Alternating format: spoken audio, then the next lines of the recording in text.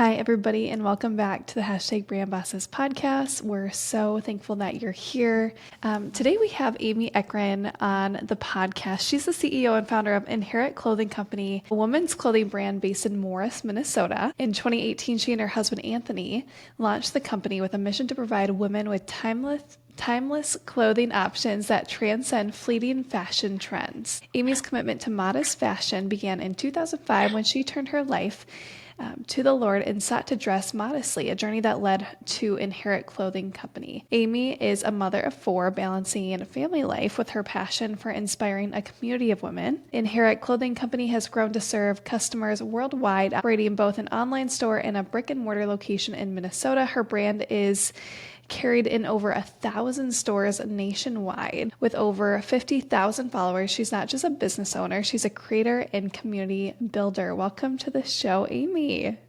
Thank you, Jamie. Appreciate it. Yes, we're so excited to have a fellow Minnesotan on the podcast. We've been I interviewing folks know. across the U.S., so this is kind of fun for us. So fun. Yeah, and so you're up in Morris. So I want to hear a little bit about the creation of Inherit. So if you could take us back maybe to when you first started thinking about the idea of Inherit or a clothing company, maybe we'll just start there. Yeah. Okay. So in 2007, actually I started out as a hobbyist photographer and I had a newborn and I did not want to pay for newborn photos. And I was like, I think I can figure this out on my own. Really? So I went and bought a kit lens from Sam's Club out of all things and started taking photos. And I just had other people ask me and to take their photos as well. And by 2017, I basically had a photography business. So I had built up to 37 weddings a year, had recognition from Minnesota Bride Magazine, regional bridal publications, and had more work than I could handle. And it ended up being like weekends, evening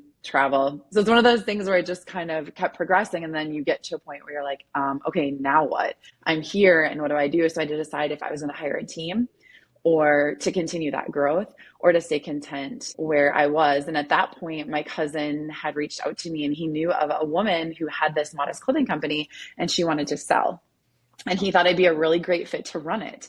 And it was a big shift. But at that point, God was telling me, you're too busy. Like, this isn't, what you want for your family life. And I just didn't know what to do with that. So it just felt like a great opportunity and a huge fit because my own journey with modest fashion had started 17 years ago when I started dressing modestly. And I love style and I love to be trendy, but it feels like there's just not a lot of options out there. And so it just felt like a huge fit. And yeah, I was just constantly piecing together other brands to fit my style. So it just felt like it was a way to take a leap of faith and go for it. Yeah, I love that Yeah. story. And what I love about it too is, I think an entrepreneur has a couple different qualities like grit, leadership, and determination. And when you have those qualities, I feel like you can really transcend it into any industry that you end up in, whether it's photography, whether it's clothing, whatever it is. And I feel like that's kind of your storyline, which is really interesting. Yeah, that's for sure. Because I think my family is like, well, you like fashion, but like you're gonna be like a designer. I'm like, we got this, So it just felt like I think there's opportunity there. Let's see what we can do. So Yeah. No, I love that. yeah. And so I'm curious, what is your definition of modest clothing? Yeah, so I love that. And here can be a place where it's open to interpretation for whatever and for whomever. And that's what I truly feel. I feel like everyone has to do like you do you boo. Yeah. So whatever your lifestyle is, I think also plays a huge part in it, like activities and what you're doing. So for me, I just like a not such a low neckline, and not super short. And those are the two things that I'm always looking for when Mhm. I'm searching for things to curate our brand. Yeah. Yeah, that's so Yeah. fascinating. And you and I share a similar religious perspective in that I'm also a Christian. And so I'm curious, you said that maybe there was kind of a transition or a point where you kind of made this decision, I'm going to dress modestly. Take me into that point when maybe you were thinking about this and kind of what convicted you. Yeah, I think um, there was just a point where I was just dressing to please others or what I thought, to get noticed, I guess, Mhm. and maybe sexy or to get men to be noticed in that way. And I just felt like I was doing it for all the wrong reasons. And then just realizing that was getting me attention in the wrong way. And so I just feel like for me, I wanted someone to look at me and think I was stylish, but like almost like a second glance. Like you walk by and you see somebody and then you're like, oh, wow, they look really nice. Not like, ooh, she's look fine, like something like that.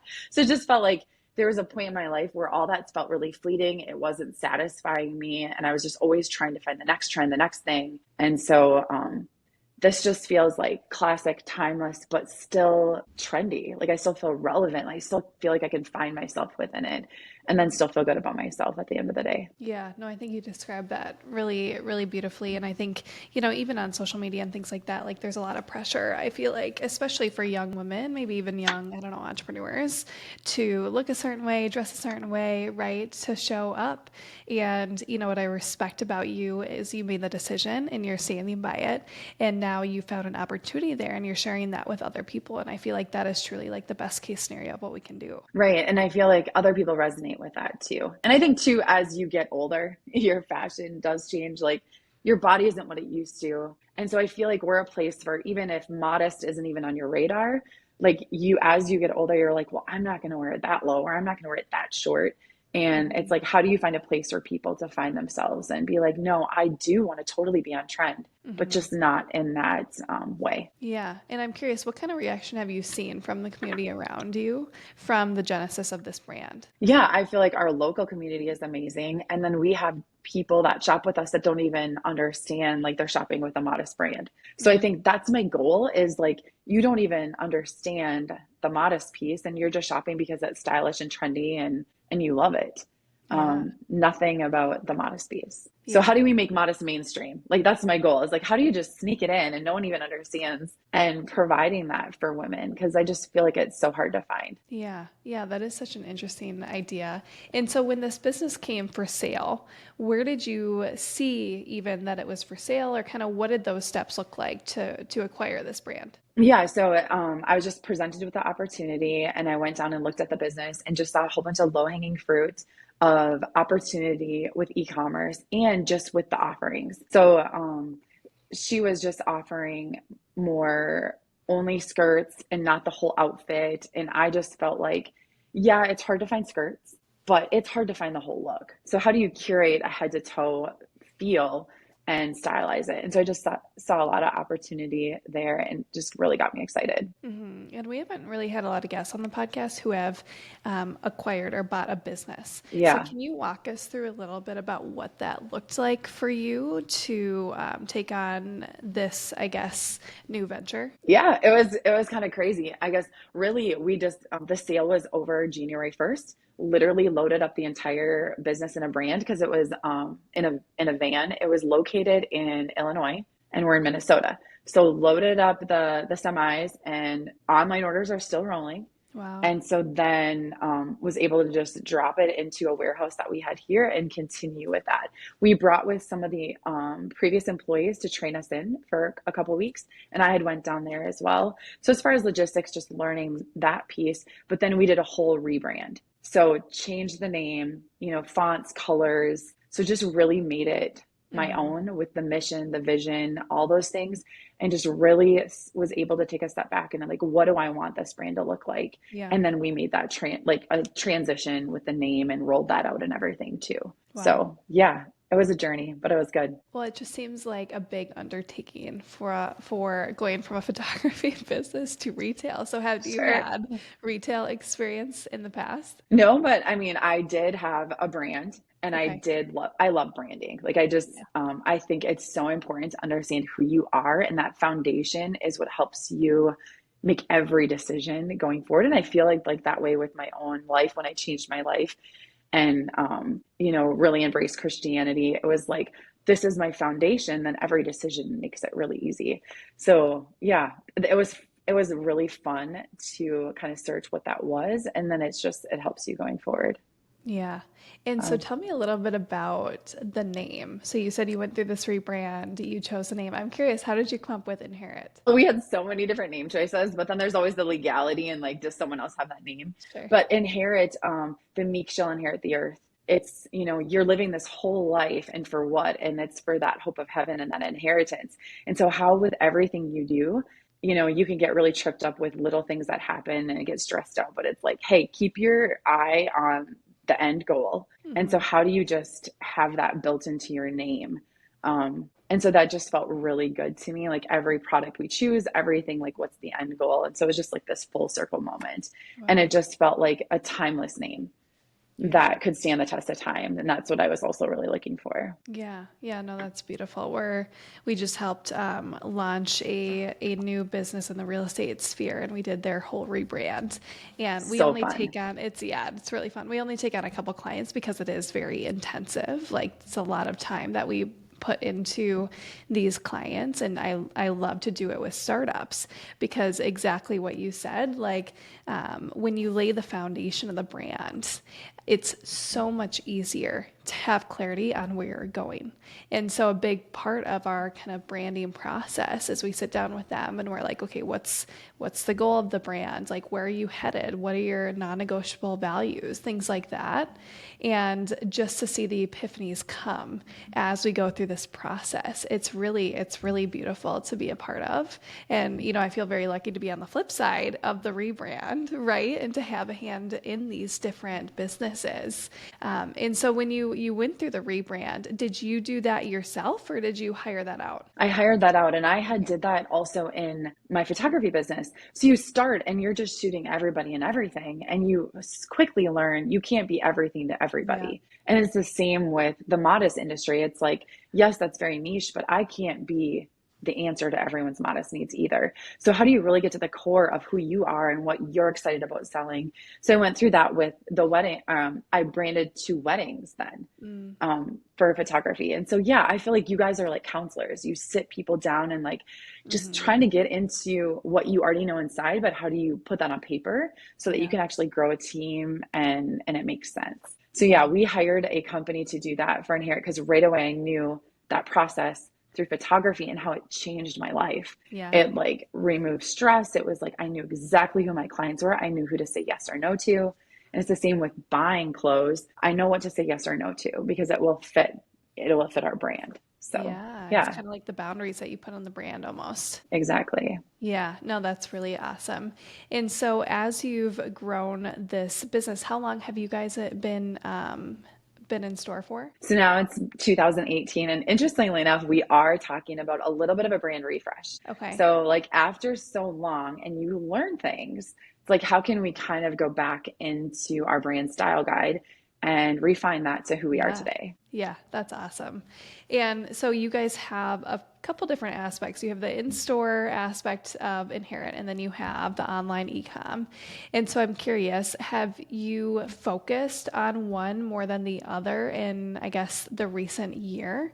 Like, for example, I know of a lot of brands that, for the first kind of several years of the business, they focus on the storefront, building up the storefront, and then maybe they'll add on e-com. How have you kind of negotiated or dealt with those two sides of the business? Yeah, so when we got the business, they had trying to think, 1 million people in their county in Illinois. So their storefront predominantly carried them. And coming to Morris, we have 9,000 people in our county. So we just do not have the people. Yeah. And we're not next to a freeway or anything. And so I knew going forward that we really needed to work on the e-commerce piece. And so I'd say our business is like 94% e-commerce Wow. and for sales. And so the great thing about it though is that our storefront is really marketing. It's our home. It shows who we are. So it's really needs to go hand in hand. So it really does. I mean, as far as sales wise, you can break out that percentage, but I feel like it's a huge part of who we are. Yeah. And so you can actually put those things into fruition when you're working with the customer in person, merchandising. So it just goes together, if that makes sense. Yeah. And when you acquired the business, what was that kind of percentage of sales in ecom Yeah, I think it was almost flipped. I mean, they were definitely more heavy on in the the store? storefront than they were Hmm. on the e-com. And I mean, storefront I love because I love people. And so we really focus on events. We try to do a couple in-store events. And so we still treat that as it's a part of it. So yeah, I always am like, when I say the percentage, I'm like, we still love that storefront piece. Yeah. But for it to flip, like to be almost, I think you said 94, 95% ecom Yep. sales, how have you built that up? Yeah, so we really worked on foundational things. So technical things like SEO and, just user experience on the website, placement of things, just how you're presenting it, the items you're offering. So we're just constantly working on those foundational things, Hmm. which really helps you in the long run. And it might take longer. So again, I was a photographer. So, Yeah. not just like an iPhone photo on me in a mirror. It's like we do a professional photo shoot once a week. So we really work on those things um, for a long game, and it's worked over time. So that's been really fun. Wow.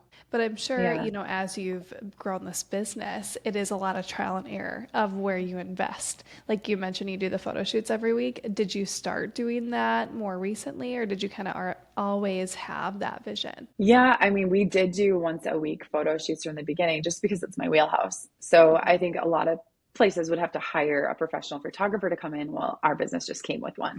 So Hmm. that's kind of been since the beginning. But we've definitely been on a journey with what type of photography. We're going back to white backdrop, flash in the last like 3 months. And we did that in the beginning. And now we're going back Hmm. to that. So like styles change and what the consumer wants. And Yeah. it's a more clean, simplistic look now where it was a little bit more staged, Hmm. 7 years ago. So it's just, yeah, you're just constantly changing to what the industry needs. And I'd say e-commerce is wild. It changes so quickly. Yeah. Yeah. Well, that's just amazing to me that like a majority of your sales come from that now, but they didn't in the beginning. So you're mentioning Yeah. SEO, making sure your website is searchable. Have there been any other like key factors that you've just really been in tune with to help, I guess, boost the e-com side? Yeah, so social media has Hmm. been really awesome. So how do you have all those avenues to bring people directly to your website? Ambassadors and affiliates, we definitely work with influencers. So that's been really big too for us. And then I think, yeah, just creating a community. So we have a personal Facebook group. We've got a great email list, just making sure that all your avenues show your heart and what you're about, and bringing a place for women to get together and then engage with that audience in an authentic way that they can relate to. Yeah, yeah, no, that's awesome. And I was going to bring up the social media point because you guys, like I mentioned, in when I read your bio, have over 50,000 followers for Inherit. And so, Yeah. how have you been able to build this up and grow? Yeah, I mean, just realizing it's not about selling clothes, it's about creating that community Yeah. and how do you show up consistently. So Hmm. I've just seen that so much in the industry, especially the photography industry. You got to show up every day. You have to be there consistently, even if you're not seeing results or engagement, like it will come. And then really engaging with them in an authentic way. And then storytelling. So my personal journey is with modest fashion, behind the scene moments, and then also telling your customer story, sharing that with people. So I think that just helps you feel relatable. And then styling tips obviously is great. How do you make people feel modest, but it's effortless? Because sometimes it feels like hard work. And then I think people really want to connect with a brand that's real, um, like real life, and then they can relate to it, because sometimes you can get your models aren't real, like that's not realistic, or the Hmm. clothing you're selling, like when would I ever really wear that? And we do Right. carry some of those fun things too, where you'd maybe wear it once a year, but it's like how do you really connect with them? And then we experiment a lot with stories, reels, length of the reels, influencer partnerships. That private Facebook group would be social as well. And then we really listen to the audience and get feedback and make it interactive. So ask for their input and make them feel like they're a part of the brand, because they are. They're why we exist. Yeah. Well, I think you just Yeah. gave everybody a crash course on social media because that's Sorry, basically I said a lot. that's awesome. Those are like all the different pillars literally we talk about in our marketing coaching or even like one-on-one with clients. I mean, that's it. But what I love about what you're saying is in theory, it's simple to have these different pillars, the testimonials, define your story, Yes. make sure you're showing up every day. Like some of these things that I feel like everybody knows to do in terms of social. But what I love about kind of what you're saying is like implement them and see the results, but also realize the results might not come right away. Nothing ever Yes. worth having comes right away, right? And so I love that you Right. kind of verbalize that. Yeah. And so thinking about social media, are you strictly on Instagram? Nope. We are on Instagram. We're on TikTok. We're on Facebook. We're on YouTube. Okay. Um, we have a presence on LinkedIn a little bit. Yeah. Yeah. And like, what's the percentage approximately of your sales that come from social media? Ooh, that I could not tell you. I would say We do paid advertising on there. So I'd say that's probably third on our list of how we get our traffic. Okay. Organic actually being number one for us right now, which is really Wow. awesome. So like you just type in modest clothing, we will be we'll be in the top five. How awesome. Yeah. But Yeah. that varies by week. So, Yeah, you know, but you got to keep working at it. for Yeah. sure. But what I love about that too is like you chose a niche that was aligned with you and your values. And now you reap the benefits of that. You know, you haven't swayed, you haven't probably done what's trendy, you know, and what's sexy per se out there. You've stuck with what you believe. And now you get to see I guess, the fruits of that, which I think is a really just amazing story overall. Yeah. Thank you. Yeah, I Yeah. love Sometimes that. it's not easy, but Yeah, but yeah. I think for anybody listening, like there's a lot of pressure to conform. Like I had my Bible study this morning, we were all, like talking about this, and it's like there's so much pressure. You know, we're constantly infiltrated with information and videos and all of this comparison. And I think a lot of times like an entrepreneur can sway in their beliefs or what they are doing with their brand, what they're doing with their purpose to conform to the world. And what I just think is really spectacular about your story is like, no, you've had these boundaries, you have this brand, you stick to your values, and now you get to see, you know, the beauty that comes from that. And so I'm curious, what would you say to someone that is thinking about starting a business, maybe on the edge?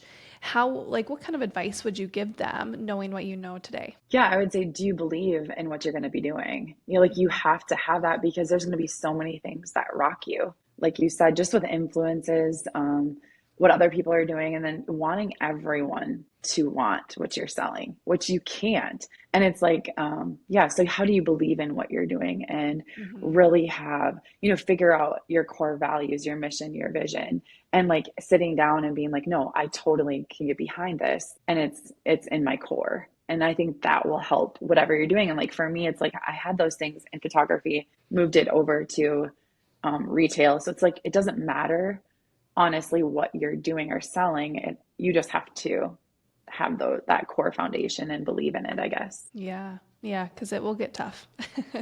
Oh yeah, it Yeah. will. Like buckle up. Yeah. No, I love that. Buckle up. Yeah. And so I'm curious. So you built the social following and talk to me a little bit about community. So you mentioned, you know, you do some things on social, polls, get people talking, etc. Probably drop some comments below, that type of thing.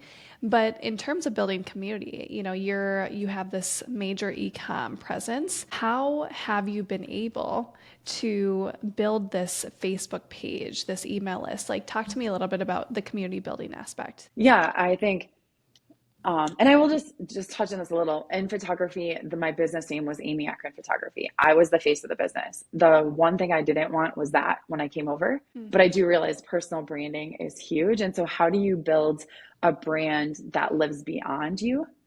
And then that pressure of it being about you over time that could get wearing, and how do you not get burnt out? Yeah. And so, over COVID, we had an opportunity to do live selling, and a lot of my boutique friends were doing it, but it seemed more like fast fashion or like quick buying. And Mm-hmm. I was like, oh, it just really doesn't feel like us. And then this brand that had this app was like, we'll give it to you free for 3 months. And I was like, okay, Lord, I'm going to give this Yeah. a try. And so we tried live selling. What I found out is it's not necessarily about making sales during the live, which does happen, but it's about connecting with that community. And so we were able to talk back and forth in real time, stylizing preferences. What are you doing today? Do you like floral or stripe? Or tell me what you did this weekend. And so I really feel like when we started doing those live sales, it was a direct way to connect with our customers. And so I really feel like that was a huge start to building that strong community. And then once we started that Facebook group too, it's a private Facebook group. So um, it just seems like our customer doesn't love showing up on social and like, look at my outfit. That's not necessarily, I mean, some of us are comfortable doing that, but the majority, no. So this private group really allows people to just off the cuff share an outfit or share something they're making that day. And it's more about a lifestyle and a community and it's just an opportunity to share a little bit more quicker. So that really, those two things have really helped, I think, build our community. Yeah, how creative too. Like you're talking and I'm like, I want to be in that group chat. I want to like connect with other Yeah. women and cheer other women on. Like we all want that. Did you come up with that idea or did you see someone else kind of have like a Facebook group like that? Yes, I've seen other people have a Facebook group like that. So you keep it private and it just, the energy is different. It feels, yeah, it just feels private. So yeah, that went really well. And the crazy part is like last week, I'm like, we've reached the goal. I mean, we've had this for years, but like someone was like, hey ladies, I know blue is trending. I just got these new blue couches. What do you think? And there was Oh, like funny. 86 comments within the first, and they're just like, you're amazing. I love it. Be bold, be you. Like, I'm going Oh, to start crying. wow. It has nothing to do with clothes. You know, it's like they're just there for each other in a different way. And like, I don't even have to show up in the group anymore. Like, I was constantly every week posting like 4 or 5 times. And now it's like I can go in there and it's just going on its own. So it's Yeah. like, that's really cool because that's what I wanted. You don't want a community based off you. You want it based off the initial, like modest clothing, like this lifestyle. Yeah. Like, yeah. So that's pretty Yeah. cool. How awesome. And why is that important to you? Like why do you think that's a purpose of yours? Yeah, that's a really great question. Because everything else is so fleeting. Like selling modest clothing, sure, whatever, but like that's what you want. You want like a lasting relationship. You want something that means something, a community that'll be there for you no matter what.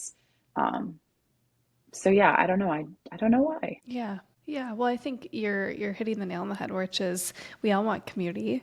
Yeah. And I think the reality is it can be very easy today to be isolated and to, think community is your phone and et cetera. And I think Yes. what you're doing is like you're fostering these connections with women across the US, probably across the world. And I think what a beautiful like purpose and mission that you have. Yeah. And then, yeah, how do you be seen? Like Yeah. in a way that's a good way, like, Yeah. just a place where you feel like you can be at home, I guess, Yeah. too. Yeah. No, that's so awesome. And so as you've grown Inherit, have you had mentors grow clothing businesses before? Or like who have you kind of looked up to, I guess, to build this? We externally have another family business that we've grown over the years. So I just had a front row seat while my dad built that business. Thousands of employees now from having, Wow. 10 in the beginning. So I just had a front row seat to that with core values, a foundation, and really building a community, a team off those core values. And so that has been my biggest mentor is my family, and we're entrepreneurs at heart. And so that really has helped. And then alternately, there is a boutique hub, which is a community of boutique owners that kind of all band together. And that was a lot of great industry information. Mm. And so I've just got to know people in the industry too, to just kind of learn and bounce ideas off of. So both of those places have been super helpful. Yeah. Yeah, that's really cool. We have a family friend who is in a similar line of business to you. And it's been really fun for me to just kind of inquire and get to know. He's more in the franchise, I guess, side of like clothing and Hmm. women's clothing in particular. And it's been just so fascinating for me to learn about that because, being in the services side, it's different. But, Yes. I think it would just be a really fun challenge. And I've thought about it to start some sort of good or, some sort of clothing, something, and just kind of get a different side, I guess, of entrepreneurship. So I think I it's love really that. exciting, yeah, what you're in because talk about a need for modest clothing in today's world. And so let's just talk a little bit about that. Where do you see Inherit going in 2025? Oh, that's a great question. Um, just how do we continue that growth and the connection, and how do we deepen our impact, Yeah, staying true to our brand, and then how do we make it more accessible and stylish than ever? Like, how does it feel more normal, if that makes sense? So how do yeah, we continue to try to make it mainstream? And then um, the industry, it's navigating a complex landscape currently, just with challenges, but opportunities too. So tariffs, it's going to get announced yeah. tomorrow for sure. So we'll Wow. kind of see what happens there. So that really does affect because we Mm-hmm. design our own here. So I really had a hard time going onto the fashion market and trying to find what we need. So 70% of our inventory I design from scratch Wow. and get it manufactured. So just navigating those tariffs will be interesting. But also, I feel like the industry, it's a slowdown of fast fashion. And Mm-hmm. so I love that because that's what our brand is, like building a foundational wardrobe, like not super trendy, but just enough trend to carry it in your closet for classic style for a while. And then, yeah, so it's always evolving. I feel like intentional growth, deeper connection to our customers, and then focus on those quality, timeless pieces that fit everyone's lifestyle without having to chase all those trends. And then we're seeing a lot of AI getting implemented. Mm-hmm. So that's been awesome because it creates efficiencies, but how do you still be authentic Right. while using AI? So that's what we're going to be focusing on in 2025, and then just refining kind of what we do best, offering elevated, modest fashion to women, help them feel confident, and yeah, expanding our collections and categories, improving customer service. Okay, we Yeah. got a lot going on, but yeah, there's always something, and I really do think less is more is like my mantra for the year. So like sustainability, thoughtful shopping, you know, not trying to me chasing like, oh, I didn't get enough bow shirts, for example. And it's like, well, no, we've got three great ones. Let's just focus on those, and just um yeah, trying to lean into that. And I feel like that's what the world is doing as well, but it really speaks to our brand. So I'm excited. Yeah. And as you're speaking, it's just amazing to me because like these are major, major things that are happening in the world today. You talk about tariffs, AI, things like that. Yet, I look at you speak and you just speak so confidently and with peace. And, who knows, maybe you don't feel that inside or whatever, but but I think, some of that has to do with what are you rooted in? And I think that's a Yeah. question that every business owner should ask themselves. What are you rooted in? And like, what do you put your trust in? Because at the end of the day, there's a lot that goes on as a business owner. There's a lot of ups and downs, and there's a lot of global, tension and things like that, especially today. And what I love about your brand is it's rooted in something really deep, a deeper well per se. And I think that's just so important. And we share that with you. When I started Brand Bosses, it actually started as a photography studio, and I named it Rooted Studios. I love And that. yeah, and it was obviously biblical based.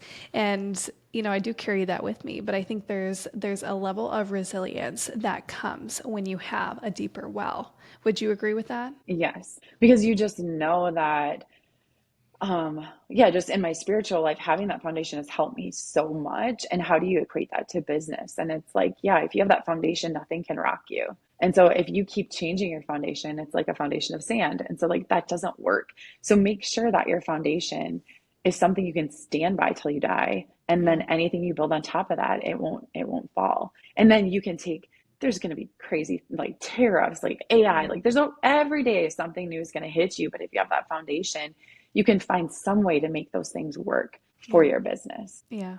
I love that. Well, Amy, it's been such a pleasure getting to know you, a fellow Minnesota female boss. This has been really fun. And so I thank love you it. for coming on the Brand Bosses podcast. And where can everybody find you and Inherit? Yeah, so we are online, and that is inheritco.com. And then we are also in social, Facebook, TikTok, YouTube at Inherit Co. So you can search for us there. And then you can always come visit us in Morris, Minnesota. Well, Amy, it's been such a pleasure having you on the podcast. Thank you so much for being with us. It's been an honor, Jamie. Thanks so much for having me.